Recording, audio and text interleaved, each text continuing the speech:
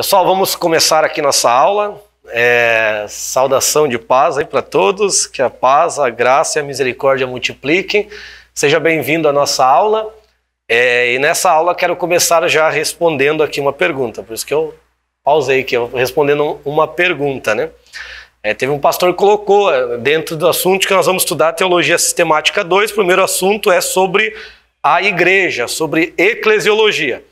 Aí houve uma pergunta lá na internet, por que a igreja exclui pessoas, sendo que o evangelho é inclusivo? Nós temos que analisar, porque essa parte de inclusivo, hoje que se comentam, é incluir todos, independente do seu sexo, independente da sua cor, e isso já é um problema, né? Então ele até colocou brincando, né? O evangelho não é inclusive. Que hoje até o português querem atingir, né? Com esse pronome neutro que criaram aí, que é uma afronta. O evangelho, ele abraça a todos, mas a mudança, né? Fé e arrependimento, né? Então tem o chamado de Deus, e o chamado eu tenho que responder com arrependimento e fé. Então se não houver arrependimento, não adianta, porque o próprio Deus fala, aquele que está em mim e não der fruto, o próprio Jesus fala, né? Aquele que não está em mim e não der fruto, será lançado para ser queimado no fogo. Então nós estamos na videira, se não dá fruto é cortado, para que não prejudique o restante, né? Porque uma vai apodrecendo, uma folha vai apodrecendo, daqui a pouco vai para o caule, daqui a pouco vai para outra e vai prejudicando, né? A árvore toda, se não for cortada. Agora, quando você corta aquela que apodrece, às vezes nasce uma outra ali, melhora, ou fortalece mais, não fica sugando a energia, né? Vamos dizer assim, né? A vida, né? Da árvore. Então, aquele que não dá fruto é cortado e lançado. Então, nós temos que tomar cuidado aí nessa atualidade, né? Dessa questão de inclusão. As pessoas, a gente ama as pessoas, porém, o amar não tá ligado ao passar a mão em todos os problemas que ela tem. Não, fique aí bonitinho, uma hora você vai mudar. Não, verdades têm que ser ditas, né? O pai lá não fala algumas verdades que o filho não gosta, porque o pai ama o filho, né? Às vezes o esposo, a esposa, para que haja uma mudança de atitude, fala as verdades, não que ele deixa de amar, ele continua o mesmo amor, porém, precisa mudar a atitude. Então, isso acontece também com as pessoas. Temos que mudar a nossa atitude, porque não é o evangelho que tem que se adequar à nossa visão, como nós estamos comentando desde o início. Mas é nós que temos que ser mudados, né? Ser transformados. E é isso que a gente vai aprender um pouco na igreja, porque nós temos dentro da eclesiologia essa análise, né? Às vezes a gente quer mudar algo por causa da nossa visão. Imagina que bagunça que seria, né, a visão da igreja.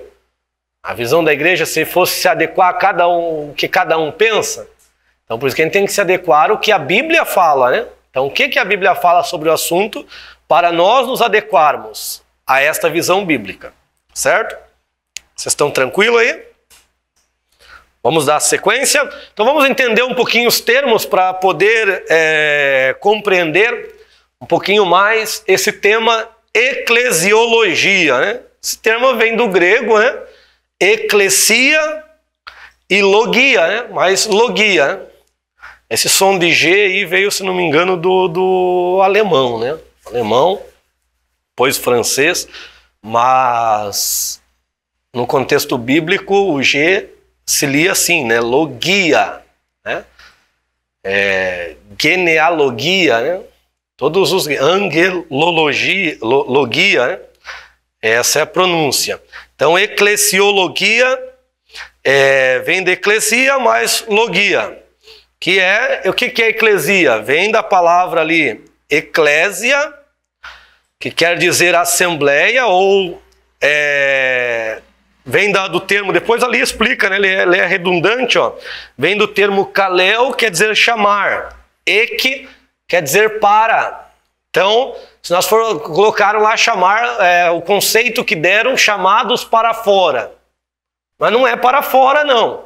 É chamar para. Então, chamados para. Isso é o termo eclesia. No caso, nós chamamos chamado para o quê? Para o reino de Deus. Esse é o contexto de eclesiologia, melhor do que aquele contexto chamados para fora, colocaram de chamados para fora do mundo, né?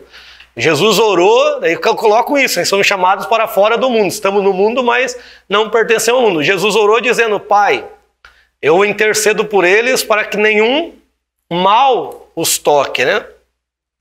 Não peço que livre do mundo, porque para ser livrado do mundo tem que passar pela morte. Não peço que livre do mundo, porque para se livrar desse mundo só passando pela morte. Jesus estava intercedendo assim: não peço que ao eles declararem que são teus, as pessoas o matem e eles tenham que provar com seu sangue, mas eu intercedo por eles para que os livre de todo mal. Então é por isso que Jesus intercedeu, né? Para que o sangue dele ficasse de testemunho. Só que em alguns momentos da história houve, né, esse fato de perseguição. Mas era o que ia acontecer, né? Porque a perseguição viria de fora do Império Romano, já estavam perseguindo o povo judeu, já era vassalo, né, já pagavam tributos.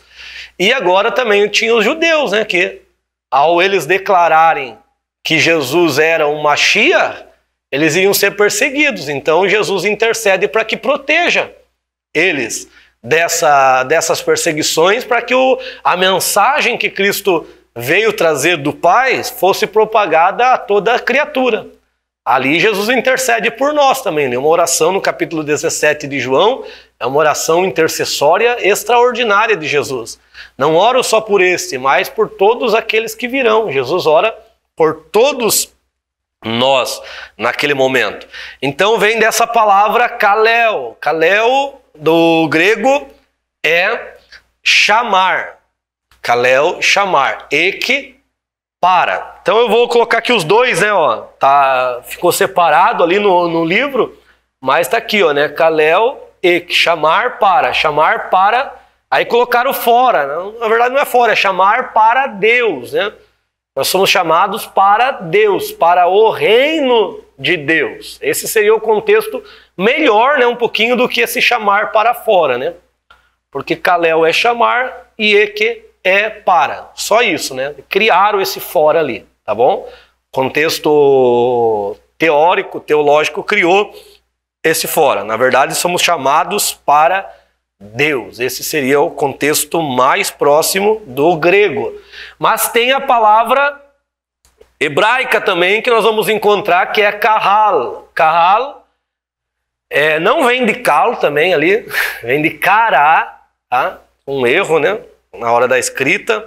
Eu mantive porque é o que está na lição, mantive para mostrar para vocês que às vezes as pessoas buscam fontes não sei aonde, né?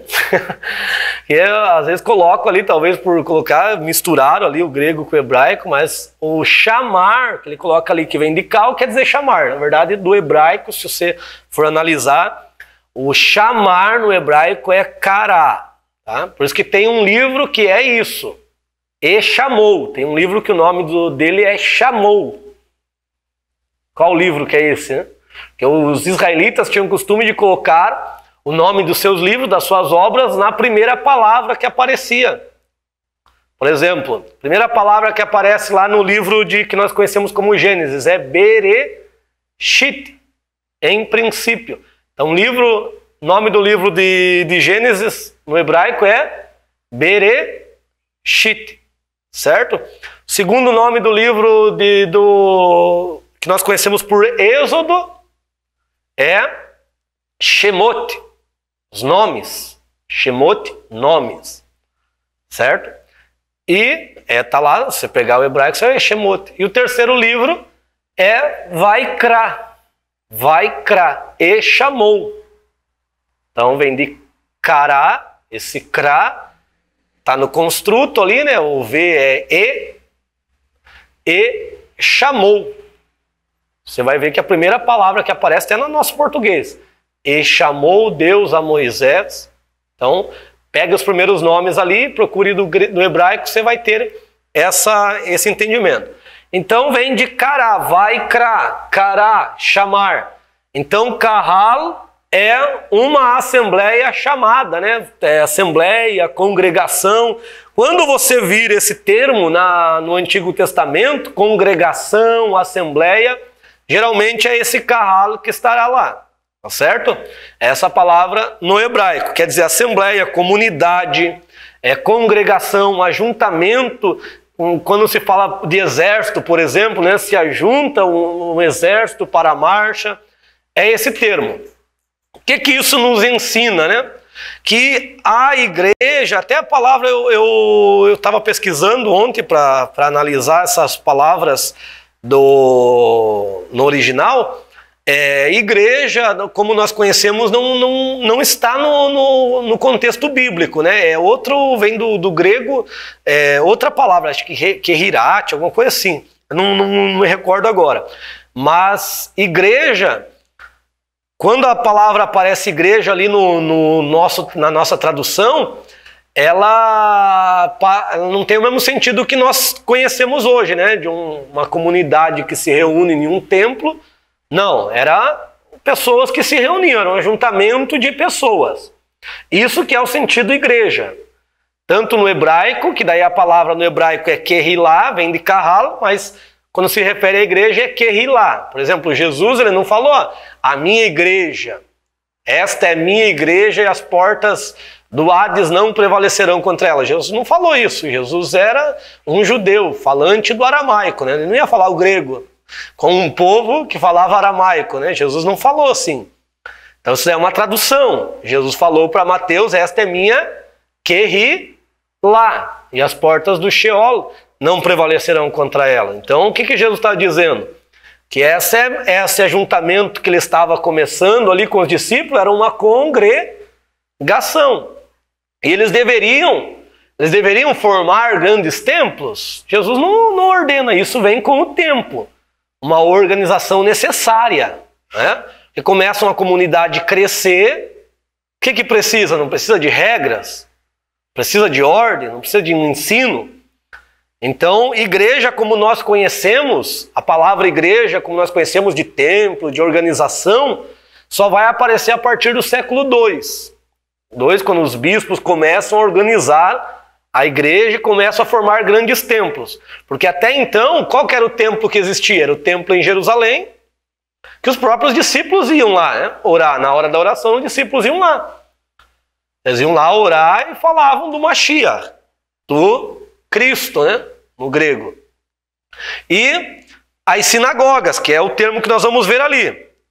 Então, já no Antigo Testamento, não existe esse termo aí que nós chamamos propriamente igreja, né? Não existe esse termo. O que existe é um povo pertencendo a Deus. E é isso que Jesus vai trazer também. Jesus vai formar um povo chamado para Deus, porque o povo estava muito religioso, religiosidade já estava de extremo. Então, Jesus vai tirar lá do paganismo aqueles que estavam nesse meio e vai tirar da religiosidade aqueles que estavam envolvidos pela religiosidade, porque a religiosidade ela só traz insensibilidade. A religiosidade faz nós esquecer dos princípios para praticar o que a instituição diz. Então Jesus veio mudar isso daí. O que a religiosidade falava? A religiosidade de alguns falava, libera a sua mulher, você pode liberar a sua mulher da carta de divórcio se você vir qualquer coisa mal nela. Outros diziam, não, só isso. Jesus vem e coloca o princípio, né? Diz, no princípio não era assim. Então a religiosidade faz a gente errar o caminho às vezes, na maioria das vezes, né? Porque fica nas muitas filosofias, nos muitos pensamentos, esses muitos pensamentos, ao invés de aproximar-se da palavra, do que o contexto bíblico diz, ele vai se afastando, dando margem a interpretações filosóficas. E nós, como os teólogos bíblicos, que eu acho que é a melhor forma de ser um teólogo, porque de nada adianta a gente divagar nas linhas de pensamentos humanas se essas linhas de pensamentos estiverem não coadunando com as escrituras. Para nós, eu acho que não é interessante. Eu acho que o nosso entendimento não é esse, né? Nós não queremos ficar na racionalidade humana. Embora nós somos aí, e é por isso que o povo vai cair nesse erro lá nos teólogos contemporâneos, teólogos chamados liberais, porque era o tempo das análises filosóficas, o tempo do racionalismo, mas nós não queremos viver só no racional, né? Que a nossa fé não é só racional. O nosso mundo não é só racional, existe um mundo espiritual, né? E a gente tem que entender. Então a gente tem que analisar o contexto bíblico para poder se aproximar mais dele. E às vezes, não é sempre, mas às vezes, o contexto bíblico difere do que a nossa igreja fala.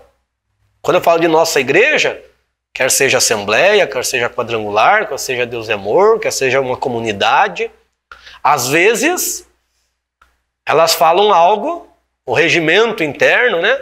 A declaração, ela fala algo que não está condizendo muito com as escrituras. E quando isso acontece, nós temos que retornar para o caminho, né? Nós temos uma escolha, né?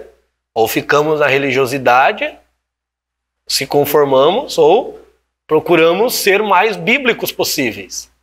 Então é isso que Paulo vai ensinar também, em 2 Coríntios, ele vai falar que ele veio fazer a exposição clara das Escrituras, ele não veio corromper as Escrituras, e é isso que a gente precisa.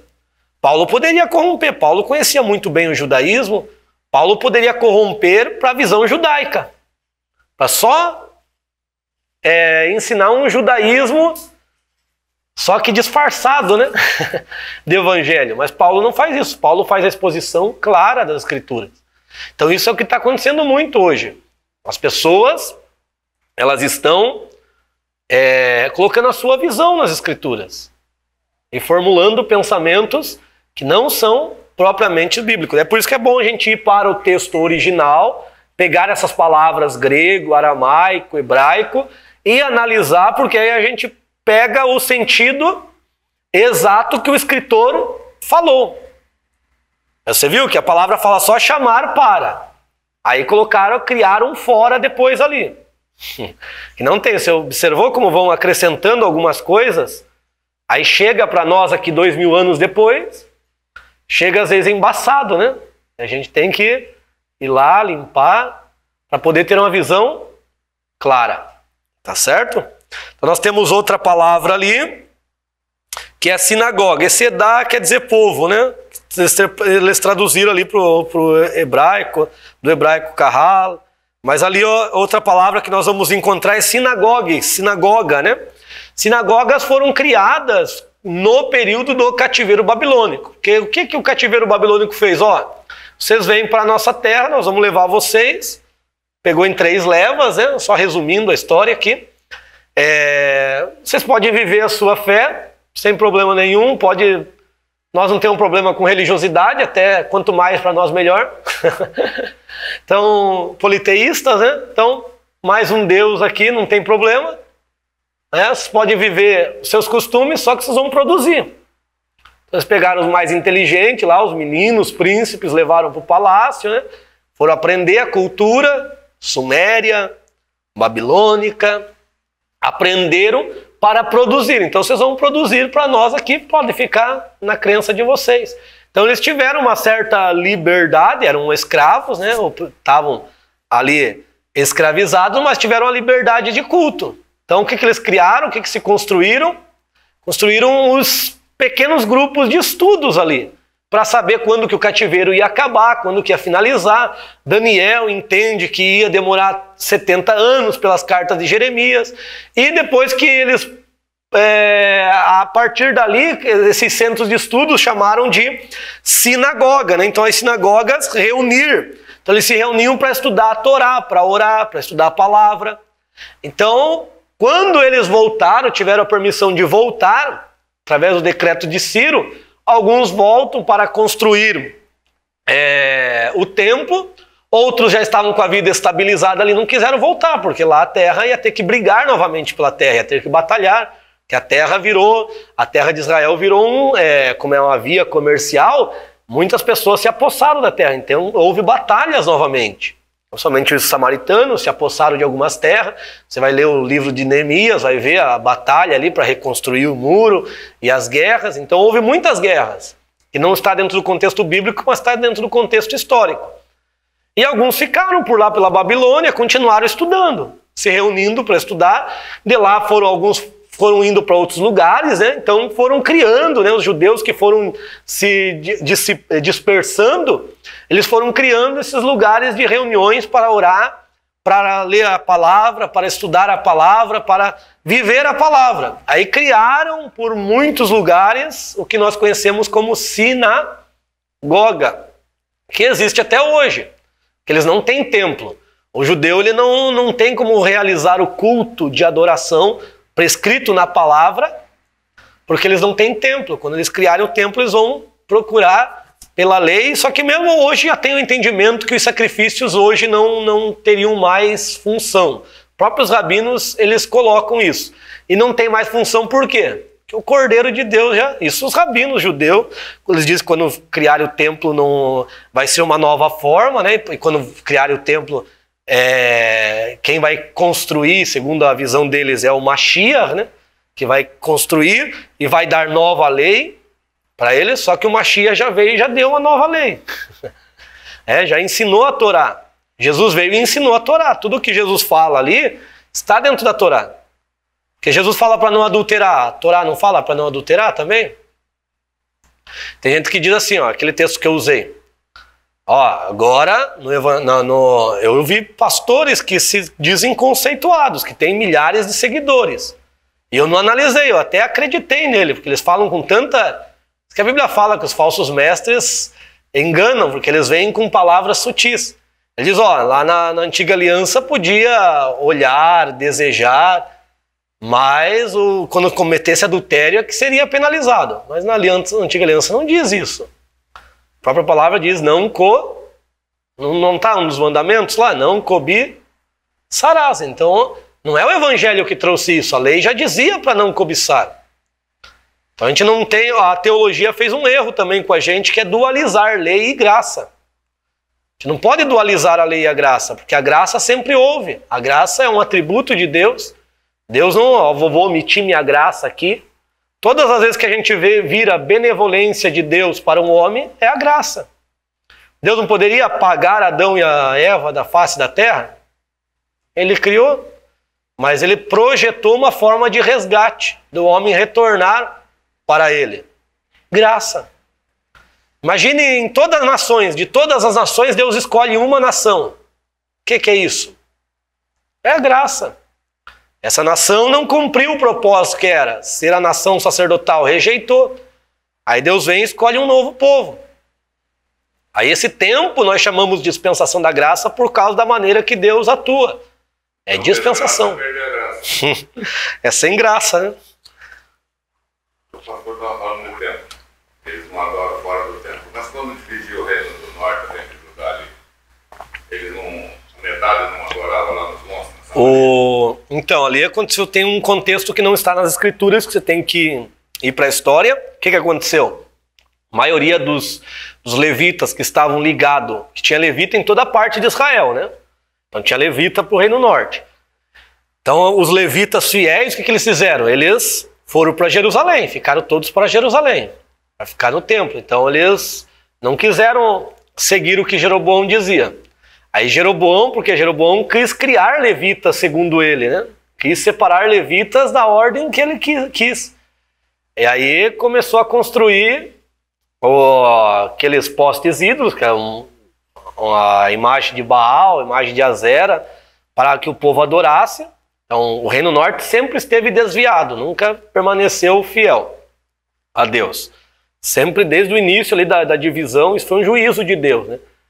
Deu para Jeroboão, Jeroboão poderia se humilhar, ser humilde e andar nos caminhos de Deus, mas assim como Saul, ele optou por rejeitar a vontade de Deus e criar suas leis. Então ele diz, olha, o povo não vai para Jerusalém adorar 3 vezes ao ano, vai ter que fazer aqui. Eles tinham a lei, eles têm o Pentateuco, né? O Reino Norte tinha o Pentateuco, só o resto das escrituras eles não tinham. Então, diz, ó, o povo vai ter que adorar aqui. Não vai esse negócio de 3 vezes ao ano ir para Jerusalém, não. Aí é o primeiro erro, né? Aí alguns levitas não obedeceram. Falaram, não, se for assim eu vou ficar em Jerusalém. Houve uma ida, né, dos próprios levitas, né? A maioria dos levitas fiéis foram para Jerusalém para habitar. Fugiram dessa, viram que era furada, vamos dizer assim, né? Onde diz, essa canoa tá furada, deixa eu pular logo. Aí o que ele fez? Ele criou levitas como ele quis, sacerdotes, né? Não levitas, né? Criou os sacerdotes da maneira que ele quis, e com o tempo criaram um templo. Quando a mulher samaritana pergunta onde que nós temos que adorar, é porque tinha um templo em Gerizim, né, que era o monte da bênção, né? Deus firmou como coluna, né, um monte da bênção, outro da maldição, mas não é que um monte é abençoado e um monte é amaldiçoado. É que era a forma deles fazerem aliança, né? O que eles faziam? Levantavam, seja bem-vindo, levantavam uma coluna e faziam aliança. Lembra que a Jacó fez isso? Jacó e Labão, ele fez uma coluna ali e diz, ó, nossos moços, meus servos não passarão daqui, os seus não passam daqui, você fica na tua terra, eu fico na minha, então fizeram uma aliança. Então quando Deus fala dos montes, ele está falando que essa aliança que ele está fazendo era uma aliança que tinha bênção e tinha maldições, é um memorial. Sempre quando eles olhavam para o Monte Gerizim, eles lembravam, ó, se eu obedecer, tenho bênção. Quando eles olhavam para o Monte Ebal, ó, se eu não permanecer na aliança, vai vir as maldições sobre mim. Então, é uma forma didática, né? Deus não tinha o slide lá naquela época, né? Não tinha o data show. Ele criou algo muito melhor que o data show, né? Para servir de slide, né? De projeção, né? Esse era o data show de Jesus, de Deus, né? Eram os montes. O data show de Jesus já é diferente, né? Tá vendo as aves do céu? Então, esse era o slide de Jesus. Hoje nós temos o PowerPoint, né? Não tinha o PowerPoint lá, né? Os slides já tinham. Então é uma forma didática, né, de exemplificar a lei, tá certo? Então é por isso que eles têm, só que o pensamento do samaritano ficará misturado por causa do sincretismo, porque eles foram dominados pelo assírio e eles não foram, não foi um cativeiro igual da Babilônia, que levou o grupo e deixou o grupo ser livre na sua religiosidade. O cativeiro da Síria ele mesclou, né? Pegou a mulher daqui, mandou para lá, tomaram as mulheres dos homens, então houve um sincretismo religioso ali. Por isso que eles desviaram-se do caminho. Inclusive Israel, Reino Norte, eles diziam que Deus era casado com Azera, né? Então tem uma imagem lá com o nome de Deus e a esposa de Deus era Azera. Então observa como eles estavam fracos, né? Caídos, né? Colocaram Azera como a esposa de Deus. Então isso é falta do conhecimento, né? Porque é a mistura, né, religiosa. É o que a gente fala aqui. Essas misturas de pensamentos humanos mesclaram-se dentro da igreja e algumas propagaram-se por eras. E nós temos que ver o que é bíblico e o que não é. Isso que eu estou colocando dentro do contexto igreja. Certo? Então é por isso. Algumas considerações que nós temos que entender. Coloca ali na apostila, coloca negativas, né? Esse é o título que coloca. A igreja não é o judaísmo ampliado, né? Continuado e ampliado. Tem gente que diz, né, que o judaísmo culminou no cristianismo. Não, isso é um erro. Um erro de quem não conhece um pouco a história da igreja, ou a história, ou a educação teológica. Então, o judaísmo é uma coisa. Quando que funda o judaísmo? O judaísmo é fundado no cativeiro babilônico com os fariseus, ali com o povo que está estudando. As sinagogas fundam o judaísmo. Então você vai ver que vai ter aqueles rabinos, né, que vão fundar esse sistema. A partir, interpretando a lei, né? Vai ter muitos rabinos. Os judeus têm muitos escritos. Muitos escritos, Talmud, Mishnah, Midrash, são compêndios extensos. Tem o Talmud de Babilônia, o Talmud de Jerusalém.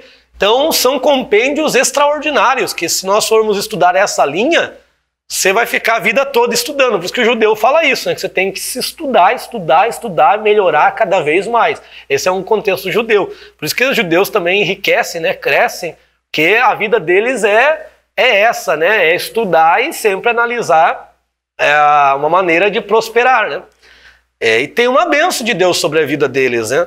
Nós também temos bênçãos, a igreja também tem bênçãos. Então nós não podemos entender que o cristianismo culminou, o judaísmo culminou no cristianismo. Não, a Bíblia não fala isso.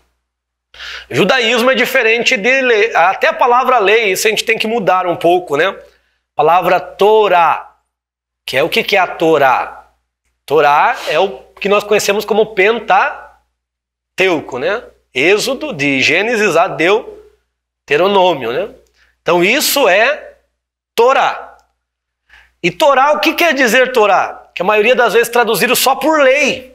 Aí o que a lei não tem a lei não tem um lado negativo? Lei tem um lado punitivo apenas. Só a gente lembra de lei, ó, se você infringiu a lei, você vai ser punido. Mas Torá não quer dizer só lei, Torá quer dizer instrução. Então se a gente muda de lei para instrução, já fica melhor. Instrução é boa ou é ruim? É boa, né? Às vezes a instrução é negativa, né? Ó, não faça. Mas por quê? Isso. Então, mas quando a gente fala de lei, parece que a gente só lembra do lado negativo, né? Mas lei é algo bom, né? Por isso que a Bíblia, por isso que Paulo fala lei acerca dos frutos do Espírito. Contra essas coisas não há lei. Por que não há lei? Quem que vai ser penalizado por ser bom demais? Por ter bondade, né? Por ter mansidão. Então isso está acima, porque são princípios. Então quando a gente muda para instrução, daí já fica até mais claro, né? Está instruindo. Então a lei é para isso, veio para instruir o homem o caminho que ele deve andar. E o homem, infelizmente, não obedeceu. Preferiu não seguir a instrução. Você observa, né? Era para eles esperarem no monte, já desobedeceram ali, era para esperar, já construíram um bezerro de ouro. Já. Queriam adorar como se fosse Deus. Tal? Todas maravilhas. Exatamente, já construíram ali aquela imagem de Deus que eles tinham, porque o boi era adorado lá no Egito, né? Eles vão fazer um bezerro, vou colocar o pior, né? Colocar o nome de Deus, né? Colocaram o nome de Deus, fizeram uma imagem e colocaram o nome de Deus para aquela imagem. Então isso é um problema. Aí com o tempo você vai ver que vai ter leis e eles vão quebrar, né? Não vão obedecer. Então isso, nesse tempo que nós chamamos de dispensação da graça, também acontece isso. Não é exclusividade. E hoje nós temos o Espírito Santo dentro de nós ainda. E mesmo assim nós falhamos. Então nós somos piores que israelitas, né? Exatamente. A lei... perguntam para Jesus, né? O fariseu pergunta qual que é a maior lei, amar a Deus sobre todas as coisas e amar o teu próximo. Né? Então, esses rabinos interpretam e às vezes interpretam errado, assim como os comentários teológicos. Tem interpretação rabínica errada? Tem. Tem muita interpretação rabínica, porque são homens tentando perscrutar ali algo que às vezes falham. Então há muitas, dentro do judaísmo há muito erro. Por exemplo, se analisar, tem um judaísmo que é totalmente esotérico. Judeu tem muito tipo de judeu, ortodoxo, não ortodoxo, místico. Né? Por exemplo, dentro do judaísmo existe uma linha que entende que o zodíaco, né, os signos, eles são reais. Judeu tem a lei, tem a Torá, mas tem uma linha que... Porque são interpretações que criam, mesclando, né, com outras culturas, por causa dessa mescla com outra cultura, abraçaram as ideias e criaram suas linhas de interpretação. Então, que tem erro. Não é exclusividade do judaísmo, o cristianismo tem muito disso também. Então, o cristianismo, judaísmo é diferente de Torá. O judaísmo é o sistema religioso criado pelos judeus, lá no período do cativeiro babilônico. Aí criaram o grupo chamado fariseus. Os fariseus, Perushim, era um povo santo, né? Um povo zeloso, de justiça, né? E um outro daí já formou uma outra vertente teológica também. Os fariseus criaram esse zelo pela palavra, estudaram. Aí teve alguém que criou um outro grupo lá, que se intitularam como Tzedakim, né? Saduceus, como justos, né? E eles tinham umas certas crenças, e os fariseus tinham outras crenças. Então observe que isso é um entendimento humano. Por isso que Jesus veio para a origem, Jesus veio ensinar a palavra, porque Jesus é a palavra. Jesus veio dar a instrução correta. Então os judeus como os saduceus eram da Babilônia, nenhum era do Reino do Norte? Era o que viviam em Judá. Na verdade eles voltaram, né? Boa parte voltou para Israel. Também receberam, né? Porque até alguns colocam que até o livro de Esther tem uma... Porque não existe Esther, né? Não existe Mardoqueu, sei lá. Mardoqueu tem raiz de Marduk, né? Marduk. Mordecai já é diferente. Então, é o mesmo. Então já é um pouco de sincretismo ali, né? Esther, Istar, né? Deusa Istar. Ou Astarote, né? Então, o nome da Esther, na verdade, é Hadassah. Então, observa que já tem essa mistura aí, né? Esse sincretismo, quando fizeram a tradução. Então, isso acontece, porque a gente tem que ir para a pureza, né? A origem nos ensina a pureza. O judaísmo não foi criado por Deus. Não foi dado por Deus. O que foi dado por Deus? A lei, a instrução. E a instrução é boa para todas as nações. Os judeus se fecharam nela. Criaram esse sistema chamado judaísmo. O evangelho foi ensinado por Cristo. As boas novas para a salvação. As boas novas é para todas as nações, né? Para todos. Aí o homem veio e criou um sistema religioso chamado cristianismo. Então o cristianismo difere do evangelho. Hoje o evangelho é uma religião? Não é. O evangelho é as boas novas para a salvação. Agora o cristianismo é uma religião? É religião. Dentro do cristianismo nós temos os partidos, que no primeiro século é chamado de seita, né? As facções. Tem os partidos dos católicos, tem os partidos dos reformados, né? Dos protestantes. A partir daí surgiu depois o evangelicalismo, né? Então dos evangélicos. Depois surgiu lá os pentecostais, neopentecostais, os tradicionais. Então foram grupos que vai surgindo conforme o entendimento. Isso é natural da sociedade, né? Ter essas mutações. Tem coisas que nós mudamos nosso hábito por causa da pandemia. Muitas coisas nós mudamos, né? Nosso hábito. Então isso vai mudando e o ser humano vai mudando também. Por isso que a gente tem que procurar a pureza. Mas uma coisa que a gente tem que entender, que a igreja não é o Israel de Deus. Muita gente diz, a igreja, muitos pastores pregaram isso, a igreja é o novo Israel. Não, isso é um erro. Paulo deixa claro isso. Se ler Paulo, você exclui isso daí. Paulo diz que há a oliveira verdadeira, né? Israel é a oliveira natural. Ela é a oliveira natural. Nós, os gentios, que pertencíamos a outras nações, fomos enxertados nessa oliveira. E passamos a ser nutridos, né? E dar frutos nesta oliveira. Então, nós somos os ramos enxertados. E o que Paulo disse? Deus cortou os ramos originais. Enxertou a silvestre ali, para que ela dê bom fruto. Silvestre geralmente dava um fruto que não era bom.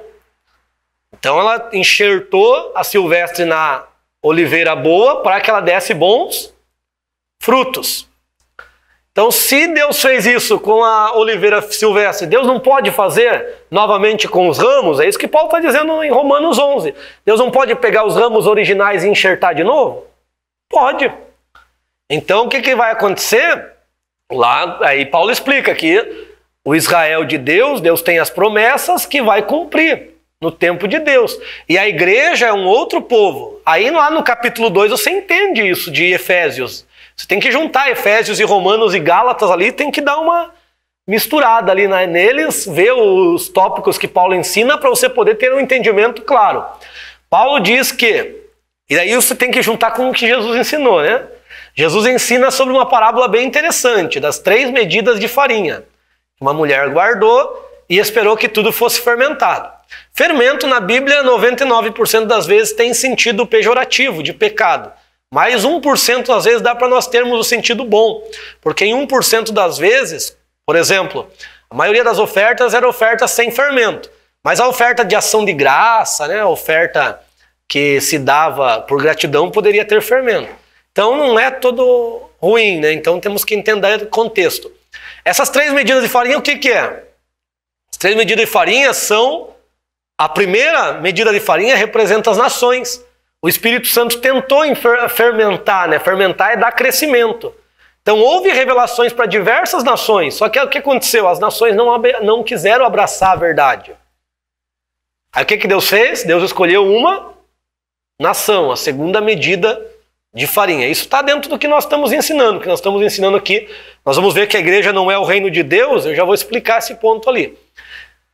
Então Deus chama a outra medida de farinha. Essa outra medida de farinha é Israel também. O Espírito Santo tentou fermentar, que ela crescesse, mas não cresceu, eles desobedeceram.